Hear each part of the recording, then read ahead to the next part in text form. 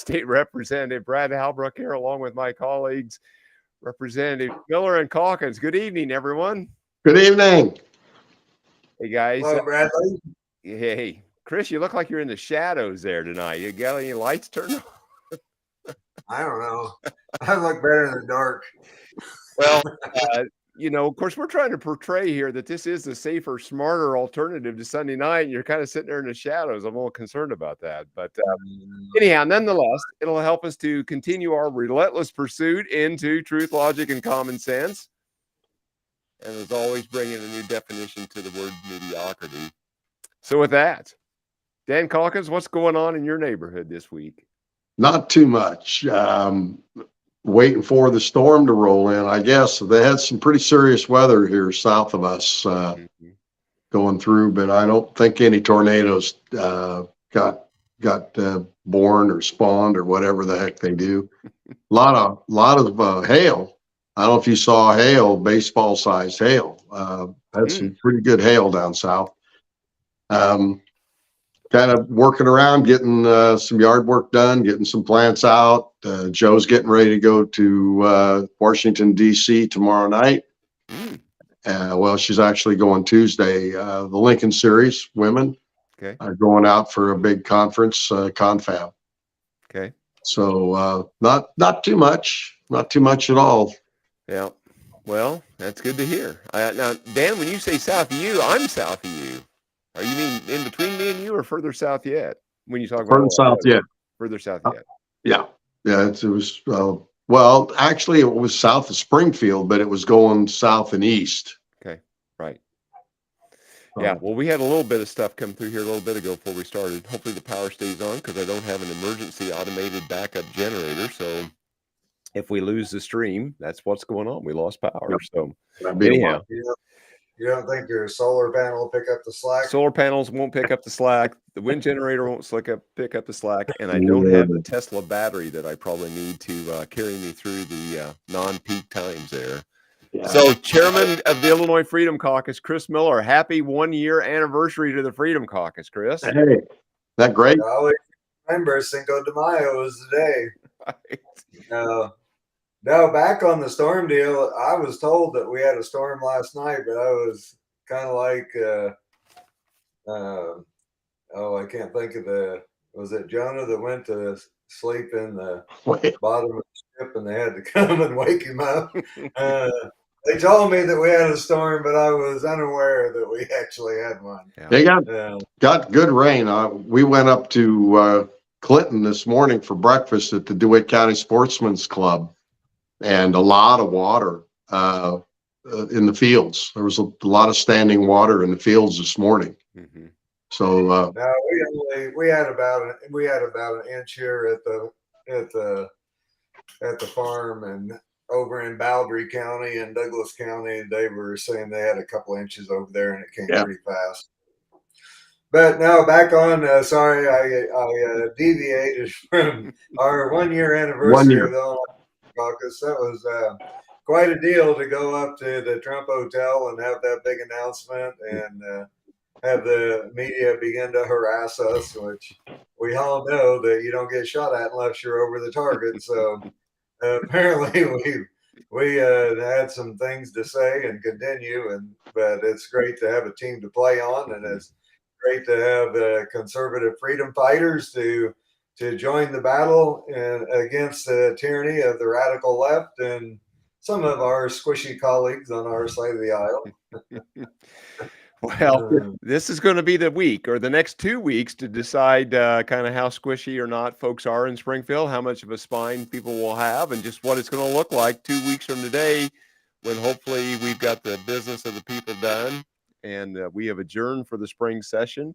So it's going to be kind of a brutal couple weeks, but I'm glad that I'm Chris, that you engaged and brought the Freedom Caucus to Illinois, and just really wasn't sure what that was going to be like, but I think it's turned out, and it's turning out well. Yeah.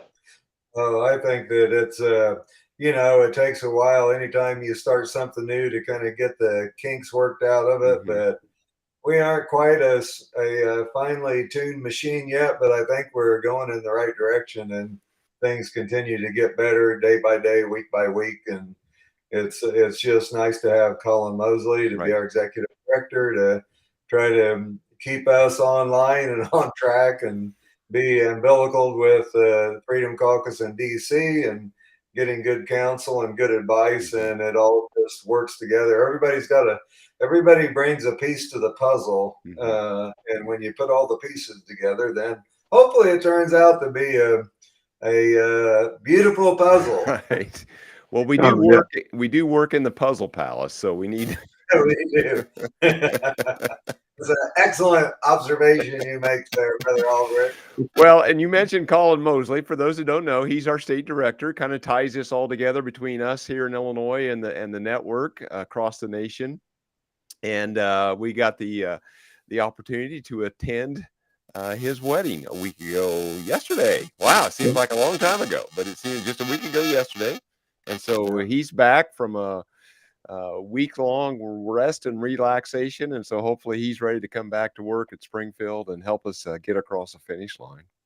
Yeah, it was good to see him yesterday at the Capitol. His bride came to the prayer meeting. That was it was exciting. I thought it was a lot of energy yesterday afternoon. Yep. Normally you get people in there, coming into the Capitol and making noise and giving speeches and clogging the place up. But the event that we went to, the Turning Point event that we went to yesterday, was full of positive energy. Yep. A great crowd. And the fellow on the ram's horn was good, and the ladies on the drums, they had the little drums, and people were, I thought, great spirits, and just full of positive energy as we prayed to help bring the state back. Yeah. I was disappointed Albrecht didn't bring a tambourine. That would have been the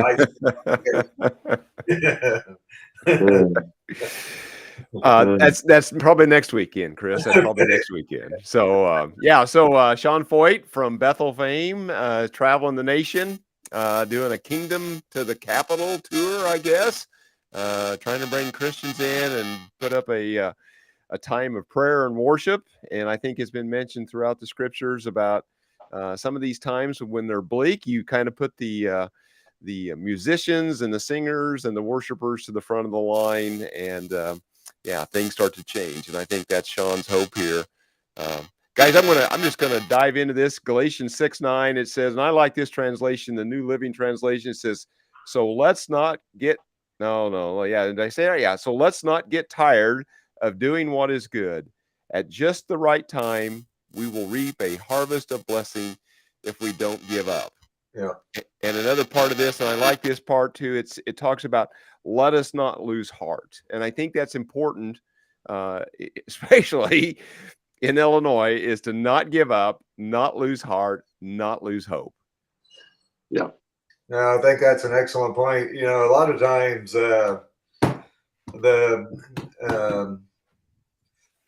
when it gets the bleakest, it's right before a great victory happens. I know that my mom put a quotation. I can't remember where it was from, but it went something like, on the plains of hesitation, bleaks the bones of countless millions. The eve of victory laid down to rest, and resting died. Don't put it off. Right. Do it now. And so, and that's going way back. That's going back 50 years, but that always stuck with me.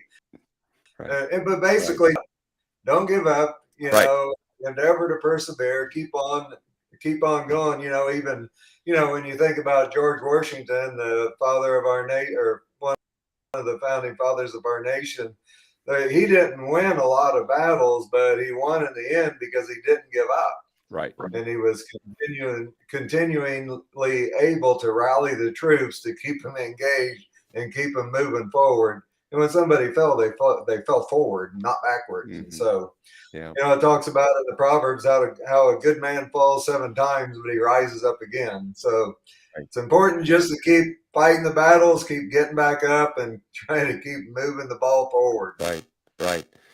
Hey guys, and just in time, we've got one of our Freedom Caucus members that's joining in the battle. We're going to bring on Representative David Freeze. David, welcome. Welcome. Good evening. Yeah, sorry it's a little late. It's okay.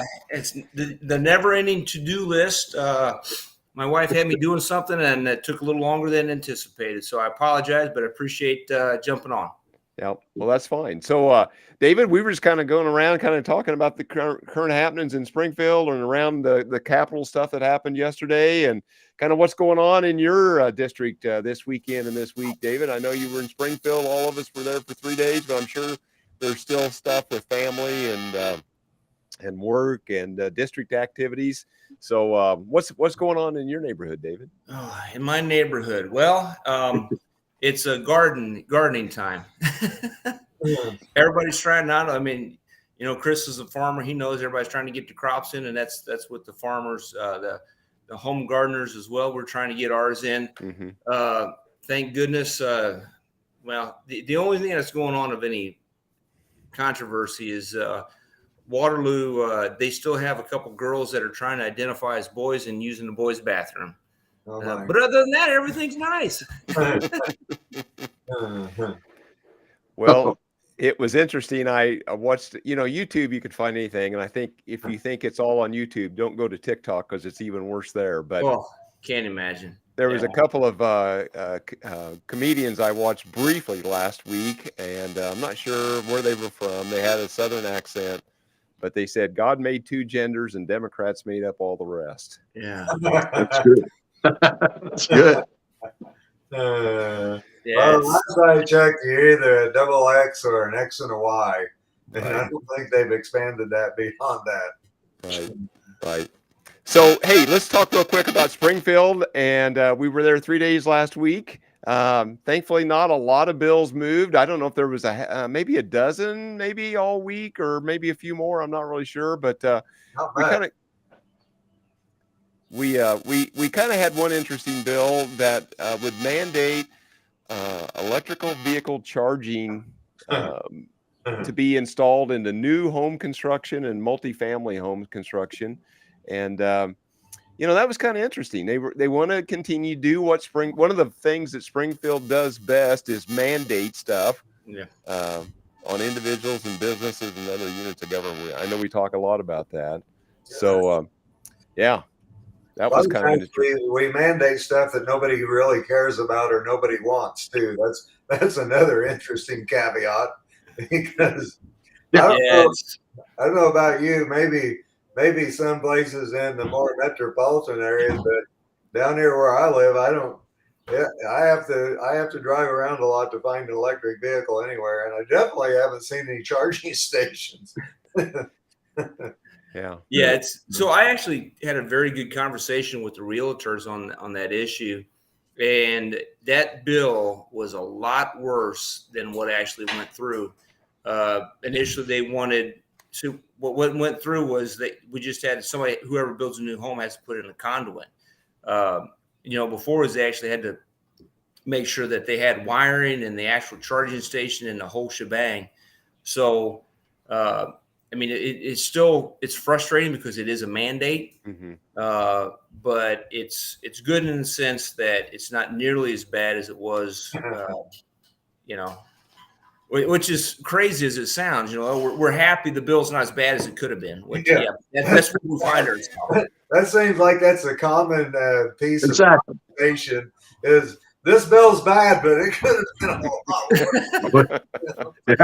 Yeah. I mean, it is. That's strange, but I mean, this is what we deal with. Is they come up with these really bad ideas, and then the lobbyists get involved, and maybe a little bit of common sense gets sprinkled in on top of all that, and we sit there and we go, well, we're not voting for it, but dang. this thing started out as just one of the most atrocious bills you could ever want. Right. And you go, okay, so now you got to, in this instance, so now you got to, when you build a house, you got to lay a pipe underground that somebody could fish wire through. Well, okay. I mean, Well, we all remember when the Inspector General resigned over the ethics bill that right. all the Republicans got up and railed against the bill, and then there was only 5 no votes. And I think that 4 of them might be sitting here. I'm not sure. I don't know if David was here then or not. Yeah. Well, again, we haven't not seen one ethics bill. I'm thinking about putting something together. The governor talked about campaign finance reform when he was out at Harvard a couple of weeks ago, which is rather rich for somebody that's, financed, I don't know what, $300-400 million in the last 2 cycles. Want to talk about campaign finance reform, but and funnels money into the Republican primary. Right. On top of that. Shocking. Yeah. Well, and a waste. But I've been thinking about stuff, and maybe this is a good time to kick this around, and folks that are paying it, watching us tonight. I think one of the things that we ought to consider is that no entity can make a campaign contribution. The only campaign contributions can come from, citizens, lawful voters. Somebody that's a voter can make a donation. And I guess I wouldn't limit the amount of money they could give. I think we get into the First Amendment on that. If somebody wants to self-fund a campaign, or they want to, put money into their own campaign, I think we ought to limit. I think there already are some limits, and maybe it's $50,000 or to some extent that an individual could give to a particular candidate. But then you have to go a step further, and you have to, again, by making it only a voter can make a donation. A campaign like ours, my campaign fund, can't give money to another candidate. So we get around this money laundering that we see, where an entity, an individual gets tapped out, and so then they give money to another candidate, a campaign fund, and then that campaign fund turns around and gives the money to the candidate. We saw this, and there was an instance where one of our Democrat friends, so to speak, got $266,000 in the last 3 weeks of the last election cycle, and gave $240,000 of it away, like within days. I mean, clearly money laundering, because whoever gave her that money couldn't give it directly to the candidates they wanted it to go for. And so this is something common sense. Don't know if it'll ever work out, but I think there ought to be limits. We need to find a way to get around this influence peddling that you see Mr. Madigan and his friends, 4 of them are convicted now. Mr. Madigan will go on trial next, for influence buying. And so the IEA can't give money. Well, okay, Local 150 can't give money. So neither can the NRA or whoever. It's an individual. And if they want to tell their members, Farm Bureau wants to tell their members, hey, Brad Halbrook's a good guy. You ought to send him, some money. Then it's up to the individual Farm Bureau members to write a check to Brad or come to your fundraisers. I don't know. Just something that was going around in my mind last week, looking at what we were going through here, because, we have, this state is, I think, governed by special interest money. Absolutely. And we can't get things done, or things get done because of it. And we just saw that with Commonwealth Edison. Mm-hmm. Yeah, Something.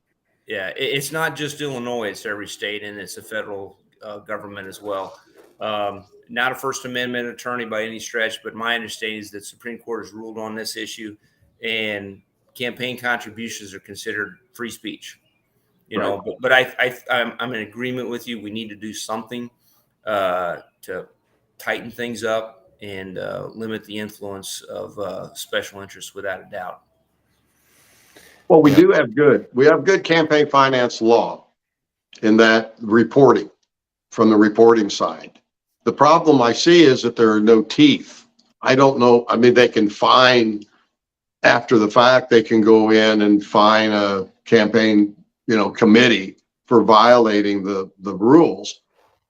But I think I think having to report, large donations, $1,000 or more in rapid, time makes it, I think that's good. I think we do a good job of that. Mm-hmm. But what we saw Pritzker do to get around it, he gave $500,000 from his campaign fund, and he gave $500,000 from his own money. That's clearly, at least the spirit of the law, a violation. And technically, there's nothing going to happen to him. But in reality, that completely skirts the purpose of campaign finance, the current laws that we have. Mm-hmm. Just something that bothered me last week. So, the disclosure is there in Illinois, so all that stuff has to be reported. But the way this money is moved around, is it about the limits? Is that the problem? Yeah. So what happens if you say, hey, disclose every nickel, but there's no limits? You just have to disclose every nickel, and maybe the closer you get that disclosure, the reporting to real time, like you say, anything over $1,000 has to be reported within 5 days, or if you're within a month of the election, it's got to be reported within 48 hours of it being deposited. But then we see also, guys, that people will go back after the election or whatever, and they will amend their disclosure statements for one reason or the other. Right. So that's kind of problematic. Well, So it's just something I thought about. Watching the verdict come down and reading about folks on a couple of folks on the Democrat side of the aisle, and how they had abused the system. Mm-hmm. And maybe as I said to one of our Democrat colleagues, I go, are you guys concerned that this RICO charges, they might be coming looking after some of you? Yeah. Maybe.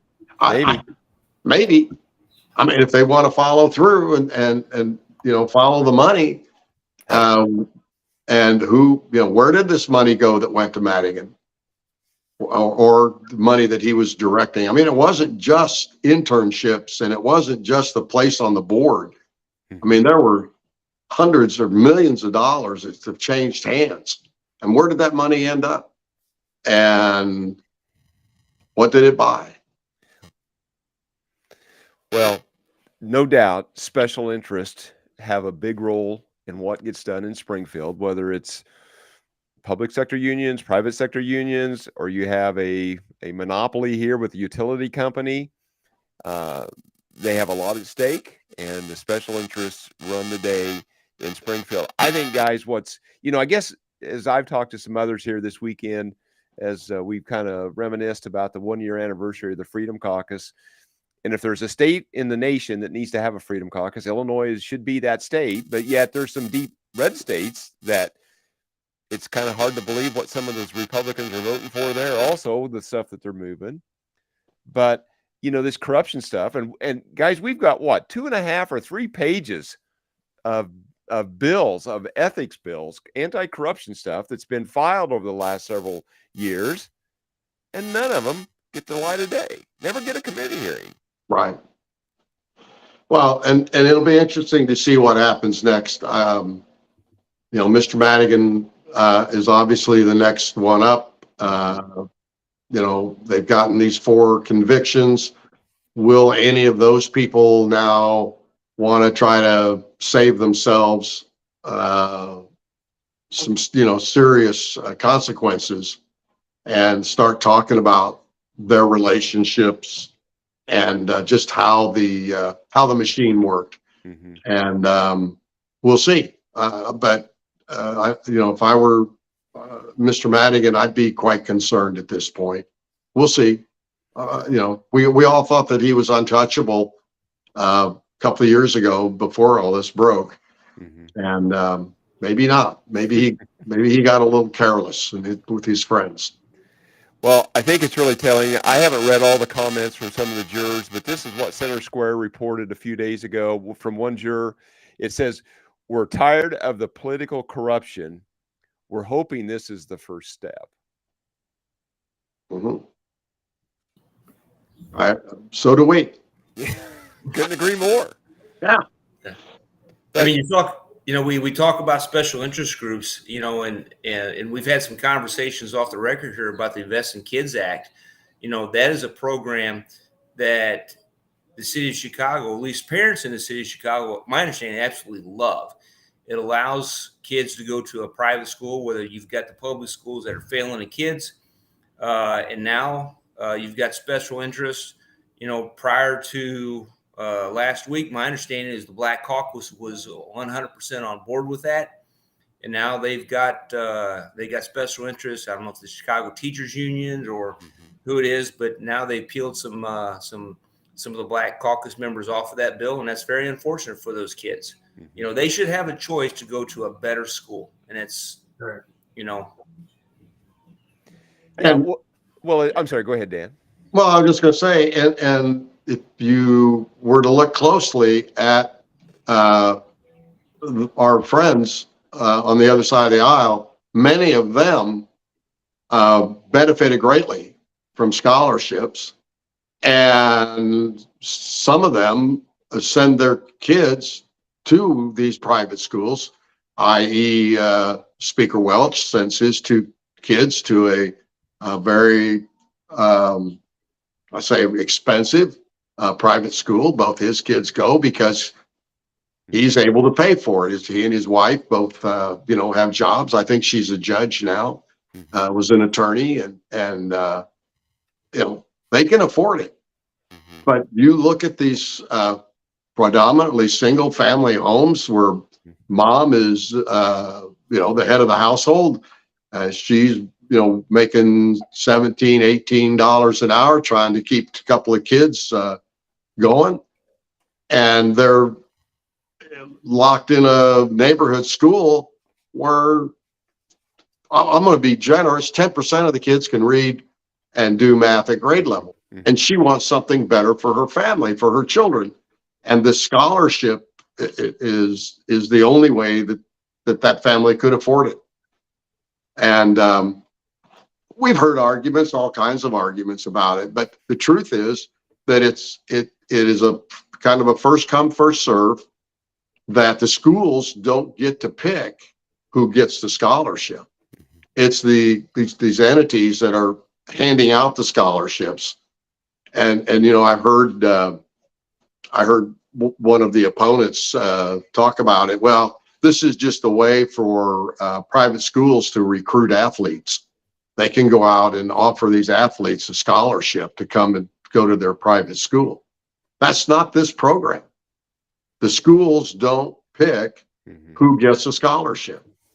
I mean, it's completely bogus. And, I'm sure I don't know who's putting that out, that poisoned the mind of one of our members to think that that's the case.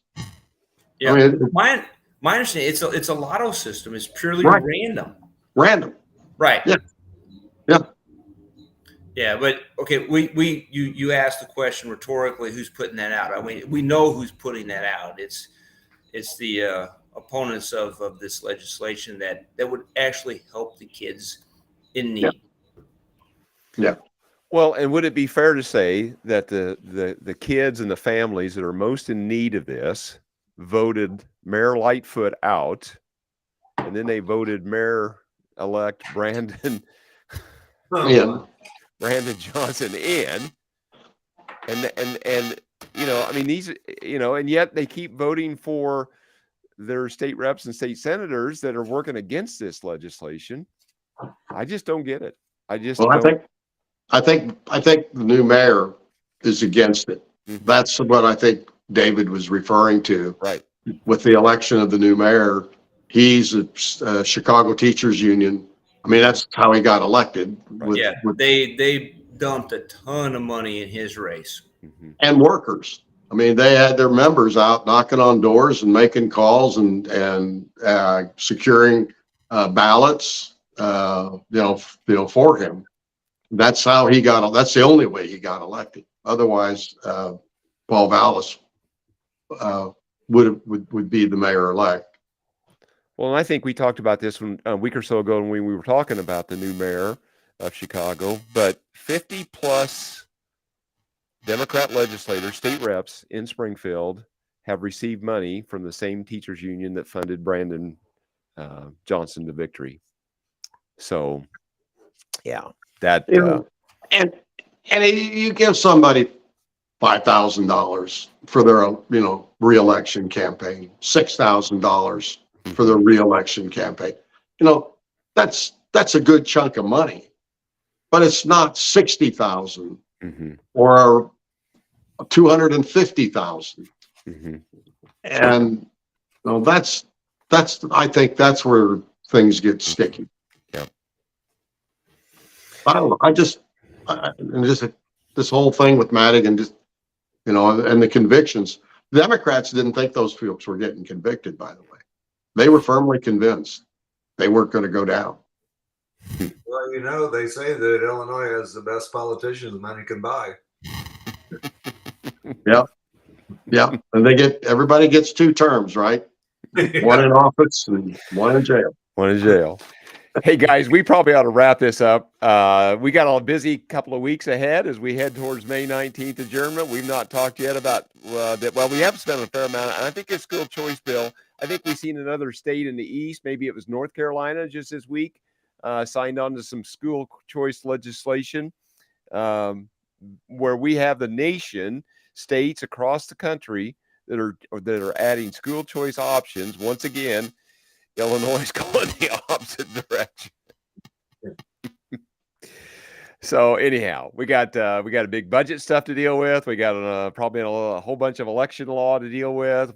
Hopefully something will surface with ethics and corruption reform, Medicaid, the Medicaid. Hey, we talk. I want to touch on this. I want you guys to comment on this.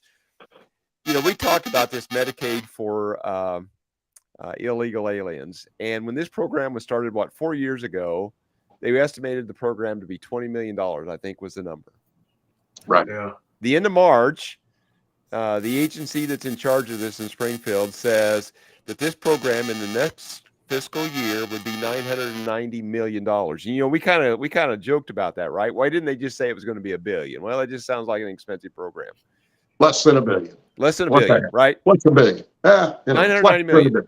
Well, the report that came out Friday says the estimate now is $1.1 billion. Right. Yeah. Well, the bad part about this, Brad, is that the governor put $230 million in the budget. He said that his budget for FY24 to keep this program going was $230 million. Now, I don't know who told him that. I don't know who came up with that number, but those people ought to be run out of the state. I mean, if I were if I were in Prisker's place and I formed my budget on this estimate that whoever it was that told him that, and they were off by 4 times, they were off 400%. I'm thinking I'd throw them under the bus.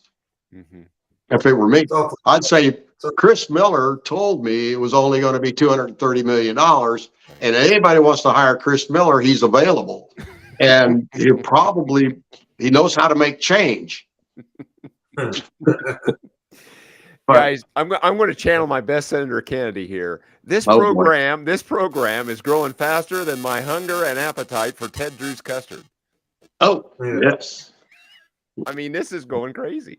Yeah. Listen, one of the really bad things about this is we have to take in conjunction with the price of this is the decreased revenue that is anticipated because of the recession. So it's a double whammy. It's killing us. Yeah. So those new numbers, almost $750 million. Yeah. Another I mean, if they're projecting it to be 1.1, it's going to be high. Yeah. Yeah. We know history tells us. Yeah. Well, hey guys, let's wrap this up, and we'll just kind of go around the robin here, around the room, and close it out. And Dan, as you're preparing your close, or I guess I'm sorry, Dan. Dave, let's go to David. But guys, as you guys are preparing their closing thoughts, I just want to just let everybody know we've got a busy 2 weeks. A lot of stuff's going to happen. Guys, we've talked about this in the past, that these big bills that are really controversial never come out until the sun goes down or late at night or in the wee hours of the morning. We don't have any holiday weekends to work through like we have in the past, but you can bet this big stuff is not going to come out till late at night. And I would anticipate this Thursday, Friday night, we're going to have some late nights. And next weekend, as we head towards the adjournment date, it'd probably go into Saturday morning. I hope not, but past history has been kind of indicative of future results in this situation. So with that, stay tuned. We may go live at any time with some updates and some things that we want you to know about. So Representative Freeze, close us out with a closing comment, and then we'll go to Dan and then to Chris, and then we'll sign off. Well, as Brad mentioned, stay tuned. We'll keep you posted on any craziness that happens in Springfield. Just remember that we are fighting for you and Southern Illinois values, and pray for us. Pray for the state, because we need it. That's great. Not much to add to that. Thanks, David. That's really good. We'll be looking for some legislation. I know the next few days, working on the McLean County Airport Authority legislation. We'll see what's coming down on carbon sequestration. I don't know if they're going to want to move anything with that. The budget, obviously, as in the past, I don't imagine anything will be different. We'll get a 18-inch tall stack of paper at some point, Thursday a week, and vote on it Friday at some time. Another 3,500 pages of nothing but overspending and trailer bills to fix. They just can't. It's just a lack of working together and trying to be transparent about what they're doing. Right. It's all done behind closed doors.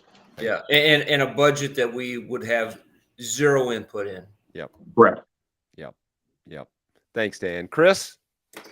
Well, I know I'm looking for the pulled pork sandwiches that we're going to have all week this week, with all the pork products that are going to be added to the budget. And like you say, at least we've seen this movie before, and we know what's coming. That we know that at least 2 or 3 nights, most likely, we're going to be passing all kinds of bad bills between midnight and 6 a.m. And so if you can't sleep or you're up early, you could tune in and watch your government in action. And we know what's going to happen, and we aren't looking forward to it. But like Dan said, we're going to get a 2,000 or 3,000 page budget that nobody's read, that none of the people on our side of the aisle have any input in. And so I would guess that you could probably anticipate a no vote from the Freedom Caucus members just on principle alone. But, right.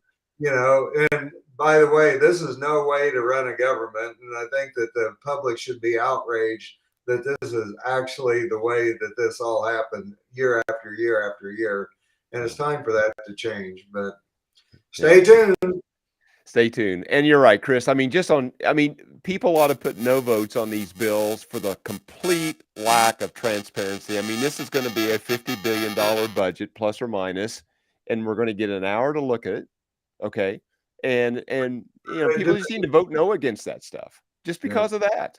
But probably won't be the case. All right, guys, we're going to hit the outro and say goodnight, and we'll hopefully talk to you Tuesday night, if not sooner, or again later in the week as things develop.